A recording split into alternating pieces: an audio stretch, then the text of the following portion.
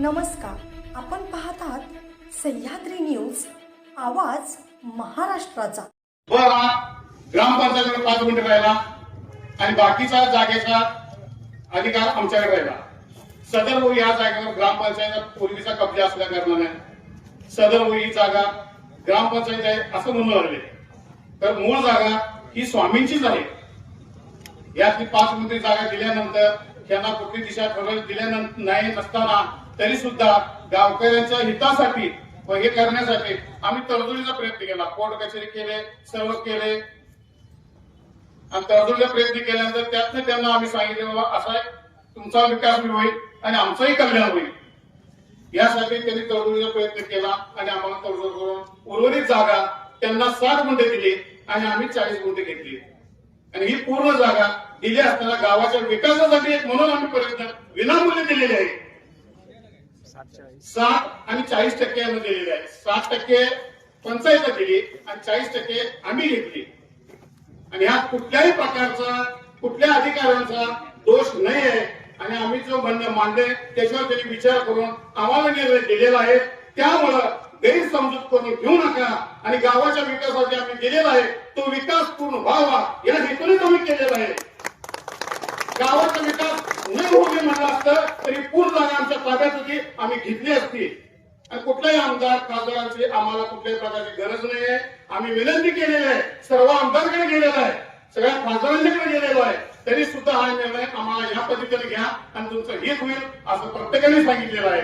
आणि कुठल्या आमदारकडे जायचं नाही किंवा मुख्यमंत्र्यांकडे जायचं नाही आणि बावनकुळेकडे जायचं नाही. महसूल खातं कुणाकडे जर असलं प्रत्येक वेळेला 5 वर्षाचा बदलत असतोय. त्यामुळे कुठलाही मंत्री आला तर ही जागा पूर्णतः स्वामी चंद्र समाजाची आहे. त्यामुळे कुठल्याही लोकांनी स्वतःच्या मालकी हक्काची जमीन असताना कुठल्याही भागातल्या लोकांनी ह्याच्यावर भाग करू नये. आणि कुठल्याही त्या सामान्य लोकांनी किंवा मोठ्या लोकांनी कुठलीही जागा दिलेली नाहीये.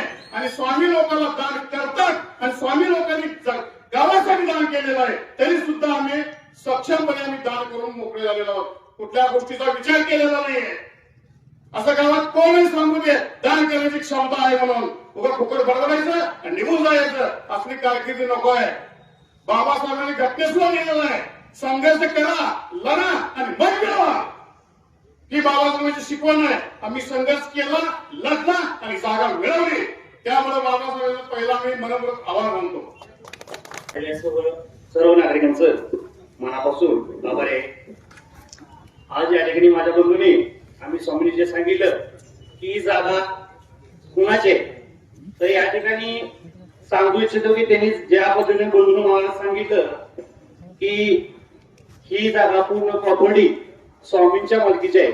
व ती करत असताना लक्षात घ्या की ज्यावेळी आमच्या महाराजांनी 5 गुंठे, फक्त 5 गुंठे बरं का, लय जास्त वाटत आहे, फक्त 5 गुंठे त्या नगरपंचायतला त्यावेळी दिली होती. लक्षात, त्या नगरपंचायतनं त्याच्यानंतर 10 गुंठे केली. परत आणि आमच्या आजोबांनी पंजोबांनी परत आणि 5 गुंठे दिली. कारण का, त्या नगरपंचायत ग्रामपंचायतचा विकास व्हावा म्हणून. त्यानंतर काय केलं की जी 48 गुंठ्याची जागा होती प्रॉपर्टीमध्ये, त्या प्रॉपर्टीचं 10 गुंठे हे स्वामीच्या गावात ठेवलं आणि पूर्ण 7 बारा त्यांच्या गावावर करून घेतला. का, कारण कसा केला हे आज कुणालाही माहित नाही. आज कुणी जर जाऊन आलं तर महसूल खात्यामध्ये जर जाऊन आलं तर त्या 7 बारा मध्ये कसाही उल्लेख करत नाही. हा उल्लेख कसा करतो जातो तुम्हाला सांगतो, वारसा करेल. आज ही प्रॉपर्टी कशी असते लक्षात घ्या. आज एखादी प्रॉपर्टी खरेदी करत असताना वारसा कण आपल्याला मिळत असत्या. वारसा कण म्हणजे आजोबांनी, पंजोबांनी, आजोबांनी, वडिलांनी, आमच्या मुलांनी या पद्धतीने वारसा होत्या. त्यानंतर बक्षीसपत्र होतं. हे दुसरा मुद्दा, बक्षीसपत्र करताना फक्त त्या घराच्या व्यक्तीने किंवा सदर व्यक्तीने पुढच्या व्यक्तीला बक्षीसपत्र दिलं पाहिजे. कारण हे आमच्यावर कोणताही अधिकार नाही. बरोबर आहे का. हे बक्षीसपत्र आपण त्यांना दिलं जातं. हे अशा पद्धतीने 5 गुंठ्याचं सदरचं 5 गुंठ्याचं बक्षीसपत्र आमच्या पंजोबांनी केलं. त्याच्यानंतर अजूनही 5 गुंठे त्यांना बक्षीसपत्र करून दिलं. दुसरा मुद्दा असा तिसरा येतो की खरेदी कर. आमच्या आजोबांनी किंवा पंजोबांनी कुठल्याही पद्धतीने खरेदी कर केले नाही. ही स्वतःची मालकीची हक्काची जागा आहे. लक्षात आलं का. खरेदी पद्धतीने ज्यावेळी करतो आपण त्यावेळी दुसऱ्याची खरेदी द्या. ही नगरपंचायतीची जागा खरेदी नाही. लक्षात आलं का. ज्यावेळी 38 गुंठ्याची जागा होती ते खरेदी पत्र नाही किंवा बक्षीस पत्र नाही, हे कुठेही तुम्ही जाऊन चौकशी करू शकताय किंवा कागदपत्रे बघू शकताय. आणि तुम्ही त्यामध्ये फेरफारमध्ये सुद्धा जाऊन बघू शकताय की जागा ही कशी तुमच्या नावावर आली, की कारण ही जागा ही त्या पद्धतीने खरेदी केल्याशिवाय, बक्षीस पत्र केल्याशिवाय किंवा वारसा हक्कानं ही जागा मिळत नसत्या. बरोबर आहे का? त्या पद्धतीने आमच्या या वारसाच्या हक्काच्या नुसार आम्ही गेली 30-35 वर्ष, मला जसं कळते त्या पद्धतीने आम्ही लढतो आले. आमच्या पंजोबांनी ही जागा दिली, आजोबांनी त्यामध्ये सक्षम पद्धतीने आणि 5 गुंठा दिली आणि ह्यांनी कशा पद्धतीने ही जागा यांच्या नावावर करून घेतली कोणालाही या गावाला माहित नाहीये. कारण गावाने यामध्ये चौकशी हस्तक्षेप केला पाहिजे की जागा ही कशा पद्धतीने यांच्या नावावर आली. स्वामींची जागा ही तुम्ही लाटण्याचा प्रयत्न कशा पद्धतीने केला हे लक्षात आलं का? कशा पद्धतीने तुम्ही ही जागा आमच्या नावावर केली. आम्हालाही कळलं की आम्ही आमची जागा असताना तुमच्या नावावर तुम्ही कशी करून घेतली, यासाठी आम्ही हा लढला. लक्षात आलं काय? 30-25 वर्ष झालं आम्ही हे लढायला लागलोय आणि सक्षमपणे तुम्हाला सांगतो या ठिकाणी कोर्टाचा निकाल आमच्या बाजूनेच आहे. लक्षात आलं? कोर्टाचा निकाल हा आमच्या बाजू, स्वामींच्या बाजूनेच आहे.